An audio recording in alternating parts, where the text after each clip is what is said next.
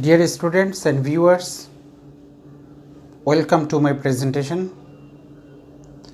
First, let me introduce myself. This is Madhav Rai Chaudhary, Assistant Headmaster from Raujan Arjumotri Institution, Raujan, Chattogram.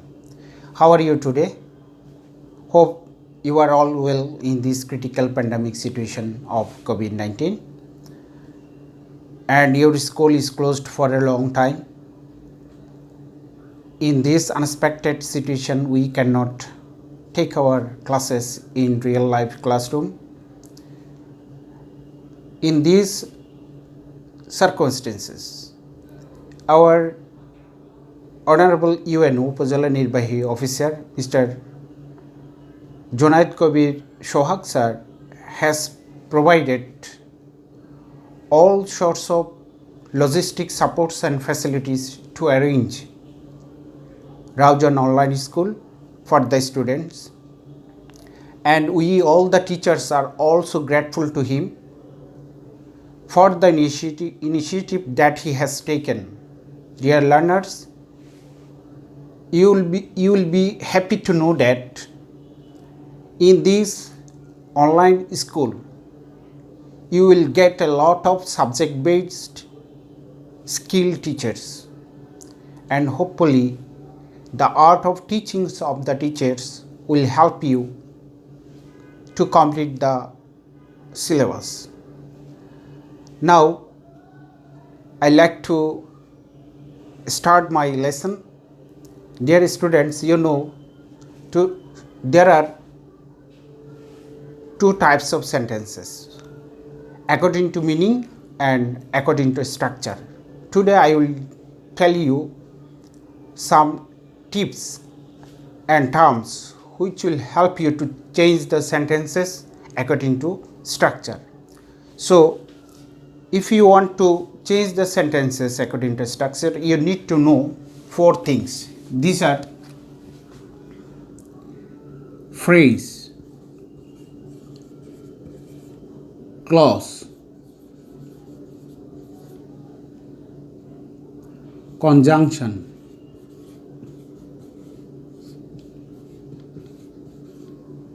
and verbals.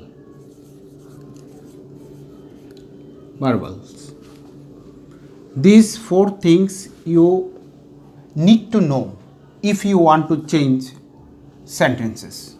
Okay, today I will try to discuss phrase and clauses, and after that I will discuss these two terms, conjunction and verbals. Now I am going to write two sentences. Looks, he gave me a gold ring. Next one is, he gave me a ring which was made of gold. Dear learners, look, a gold ring, and which is made of gold. Look at the underlined words, a gold ring and which was made of gold. This is a group of words, isn't it? And this is also group of words, but there is a little bit different. What is different? What is the different? There is no subject and no verb, only words, and with these words implies a certain meanings. But here, which refers a ring, that means subject and there was a verb. So in this group of words there is a subject and verb, and in this group of words there is no subject and no verbs. So such kind of group of words is called phrase, and such kinds of group of words which contains a subject and a verb is called clause. Dear students, now have you got the idea? If I want to ask what is a phrase, then what will you say? A phrase is a group of words which doesn't contain any subject and any verbs. On the other hand, a clause is a group of words which contains a subject and a verb, and it must be a part of a large sentences. This is clause and this is phrase. Now come to another sentences.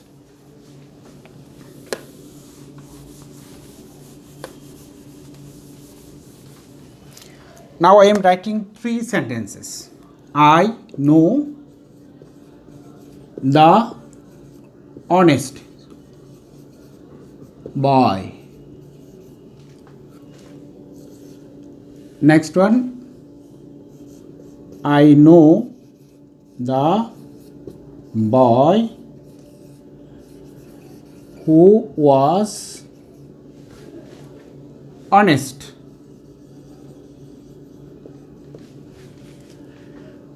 I can write it another way. I know the boy and he, if I say present tense, he is honest. Sorry. Now have a look. I know the honest boy. First look at the sentences. I know the boy who was honest.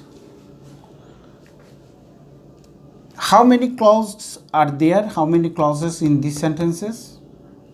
If there is a subject and verb, there is a who, antecedent by, who is a subject, relative pronoun, and there is a verb. How many clauses are subject? As you know, a subject is a clause is a group of words which must contain a subject and a verb. Which must contain a subject and a verb is called clause. So there are 2 clauses, isn't it? And how many clauses are there? There is only one clause, subject and verb. Subject and verb. Now come to these sentences. How many clauses are there? Subject, verb. Subject and verb. Subject, verb. There are 2 clauses. Now dear students, have a good look. If I remove from these sentences, if I erase this sentence, I know the boy, this clause implies clear meaning, isn't it? And if I erase, if I deduct this part of the sentences, then what will happen? Who was honest? Who was honest? Does it imply clear meaning? No. So this clause depend on this clause. That's why this is called dependent clause or independent clause. Dependent or independent.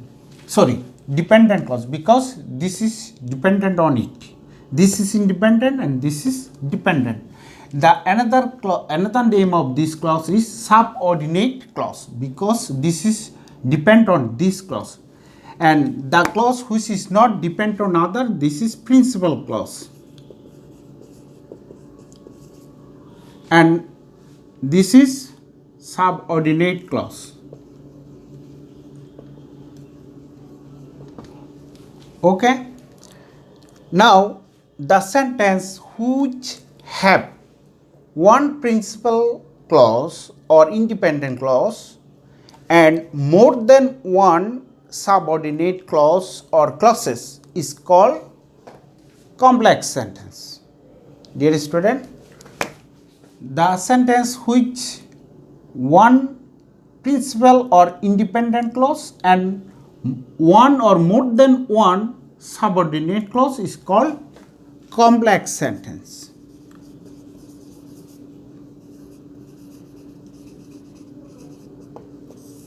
Now come to the first one.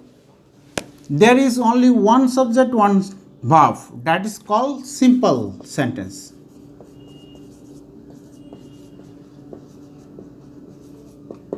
Okay, dear students, come to this one.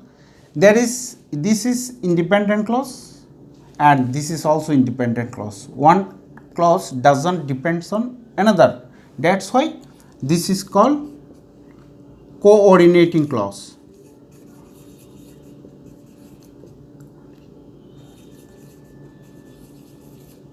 This is also coordinating clause. Now,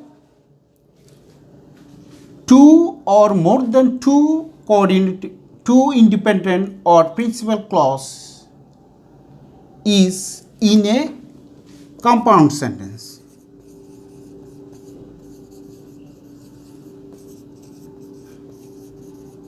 So, what is a compound sentence? A compound sentence is a sentence that contains two or more than two independent clauses and there must be an coordinating conjunction.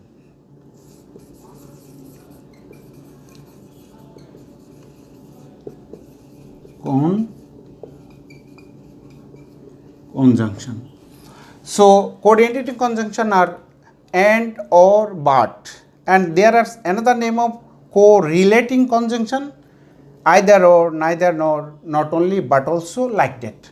Now we will discuss elaborately at the time of changing the sentence. Now come to this one. So now dear students, how many clauses do you have? How many clauses? Principal clause, subordinate clause, coordinate and coordinating clause.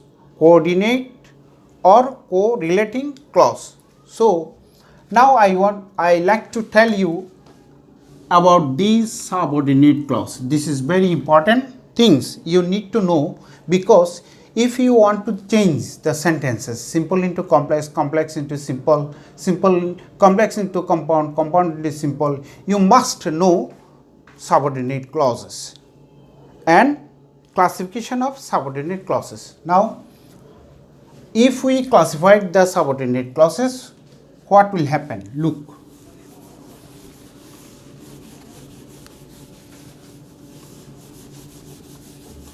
Subordinate clauses are three types.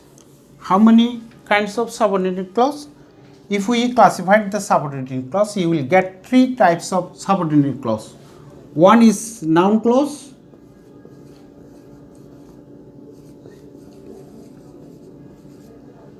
another is adjective clause,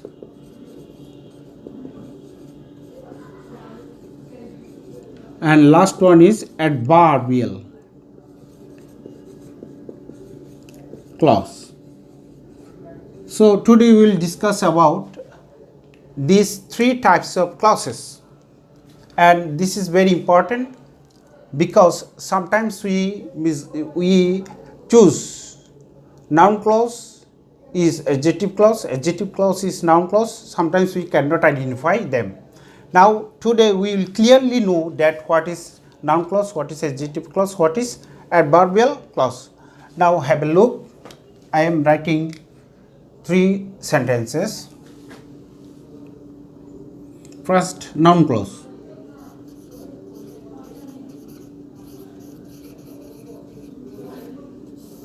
Suppose I am writing three sentences. I know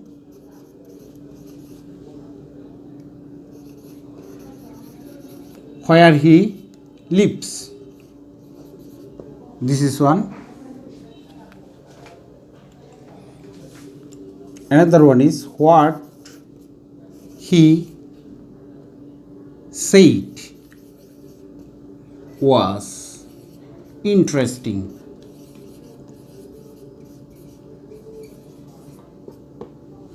And I like to write another sentence. Tell me, how can I go there? Dear students,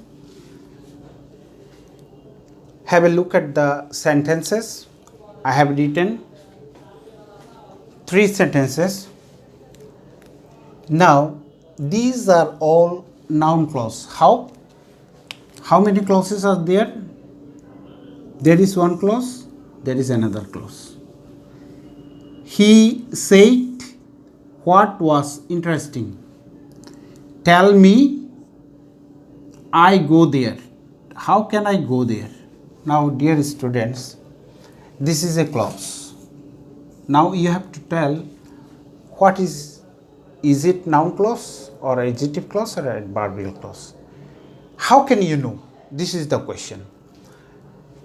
If we replace this clause into it, suppose I replace it in lieu of this, where he lives, then what will happen? Look, I know it. Does it imply any meaning? Is it meaningful? Yes. If the clause is replaced with it, then it will be a noun clause. Dear students, what I say? If the clause is replaced with it, the clause will be a noun clause. Now have a look this sentence. What he said was interesting. So if I replace this, what he said, it was interesting, then it will be a, this is a clause, it will be a noun clause. Why? The clause, if I replaced it, it will imply a meaning. That's why it is a noun clause. Now look at the sentence. Tell me, how can I go there? Tell me, how can I go there? Now tell me, replace it. Tell me it. This is a meaning. The sentence implies a meaning. If I say tell me it, okay, then it will be a noun clause. Now dear students, beside these techniques, you have to remember that what? Noun clause, replace it. Replace it. Then preposition. Preposition plus clause. Adjective plus clause.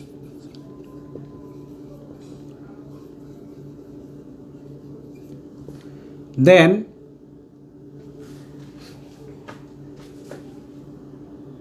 verb plus clause. If the clause is replaced with it, it will be a noun clause. If the clause start with preposition, then it will be a noun clause. If the clause start with adjective, then it will be a noun clause. If the clause adjective with verb, then the clause will be a noun clause. Do you understand? You have to remember this technique. If the clause replaces it, noun clause. Now have a look. This is a noun clause. Now another one is adjective clause. Dear students, now we will know how can you know the adjective clause.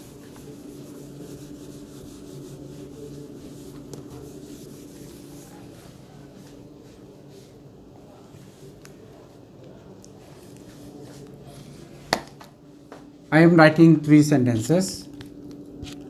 I know the boy who came here. yesterday. Dear students, have a look. I know the boy who came here yesterday. This is one sentence. Another one is, I know the place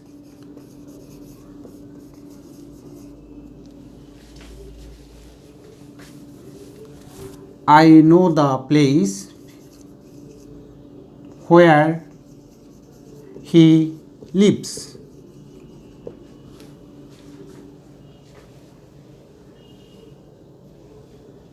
Then I am writing another one. He lost the book that I gave.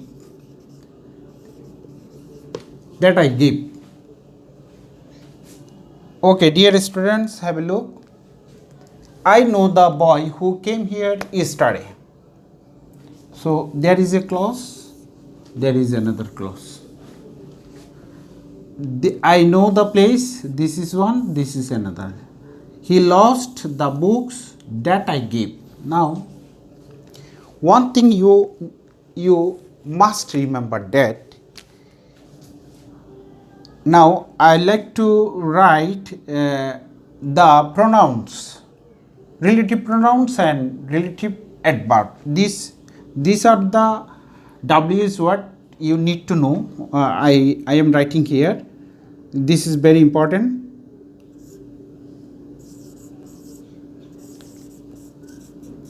Relative pronoun.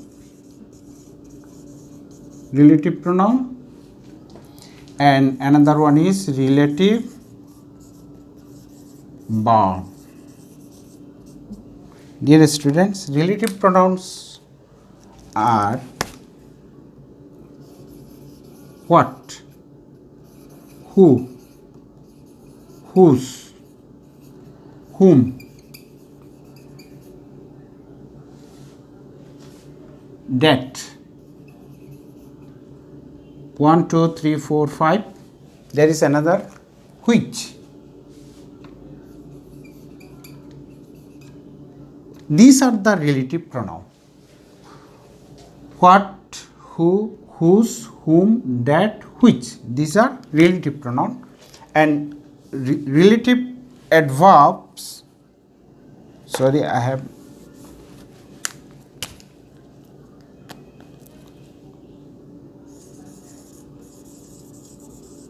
Are. Which are they? How, where, when, and why. These are the relative adverbs. So, I want you to remember that these relative pronouns placed after noun or pronoun. Suppose here is a relative pronoun and there is a noun. Here is a relative, there is a W is what and there is a noun, place, the place noun. And there is a relative pronoun and there is a book, noun. So, these are called antecedent. Why? What is antecedent? An antecedent is a noun or pronoun which placed before relative pronoun. The boy is the antecedent of who. The place is the antecedent of where. The book is the antecedent of that.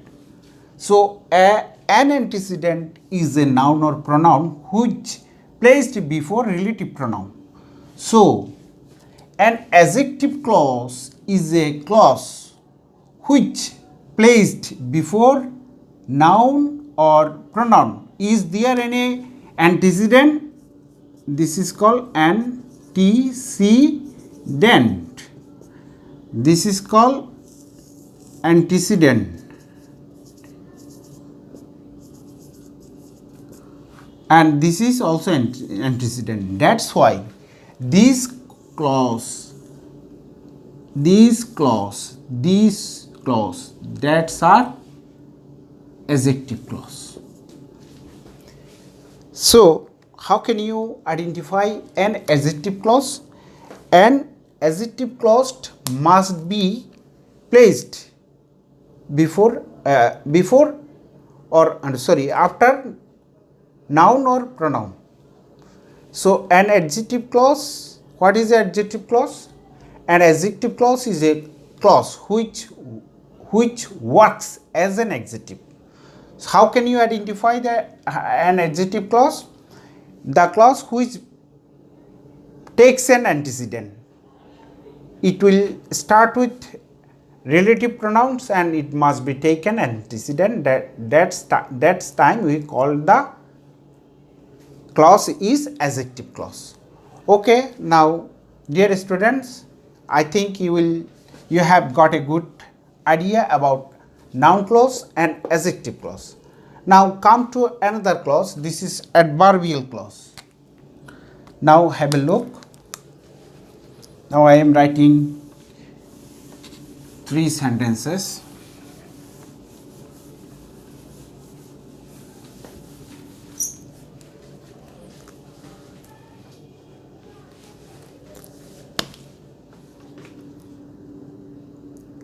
I will go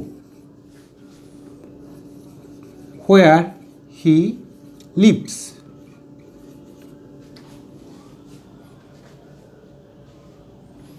Next one, I know the place where he lives.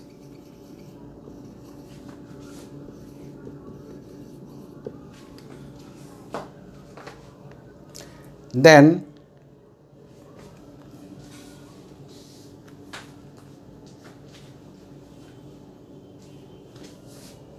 I like to write another sentence. I know where he lives. Now looks, dear students, where he lives, where he lives, where he lives, all are same, but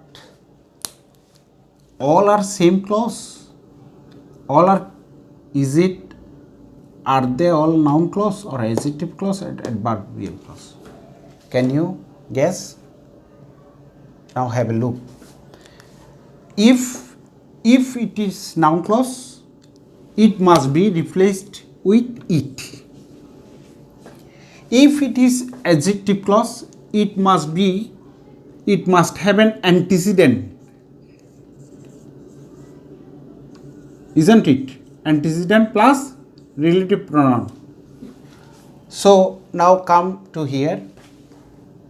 I will go where he lives. First try to replace it, eat. I will eat. No, this is not a meaningful sentence. So this is not noun clause. Then come to another one. This is not noun clause. Come to another. If there is where, if it is adjective clause, what will be there? There would be an antecedent, isn't it? Is there any antecedent? No.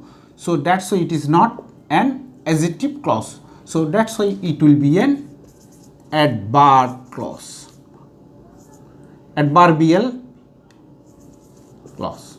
Dear students, have you got the idea? If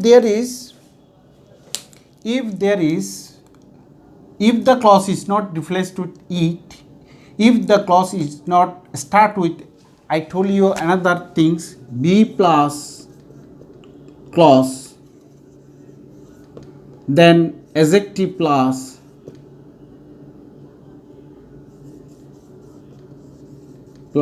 clause, then preposition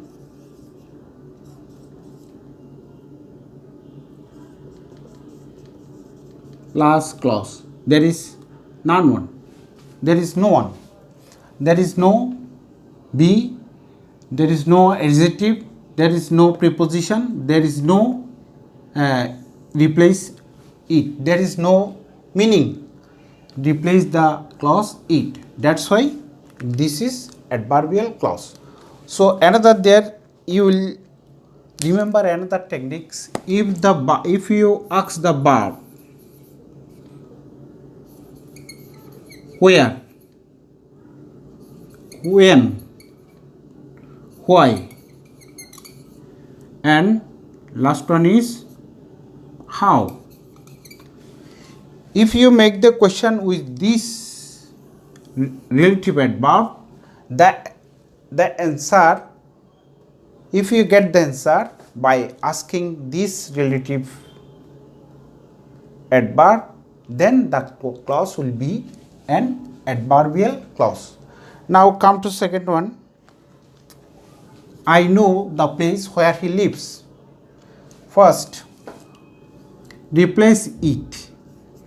I know the place. It. No, it does not imply any meaning. I know the place, and there is a where and there is an antecedent. Where replies the place, that why it will be an adjective clause, isn't it? Because there is an antecedent. If there is antecedent, the clause must be an adjective clause. Now, I know where he lives.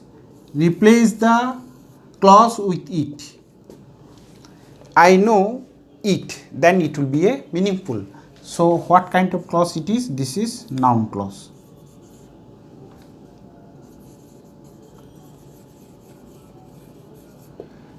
Dear learners, I think you have got a good idea about noun clause, adjective clause and adverbial clause. So there is an exceptional in adverbial clause.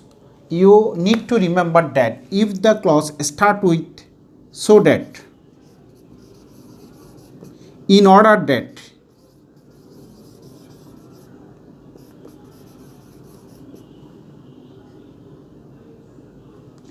till, until,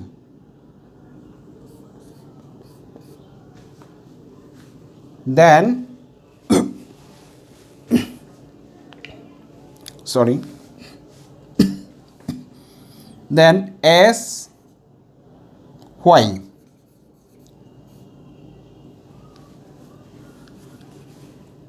as, why,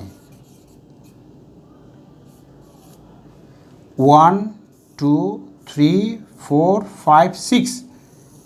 If the clause start with 6 adverb, then it will be an adverbial clause. Suppose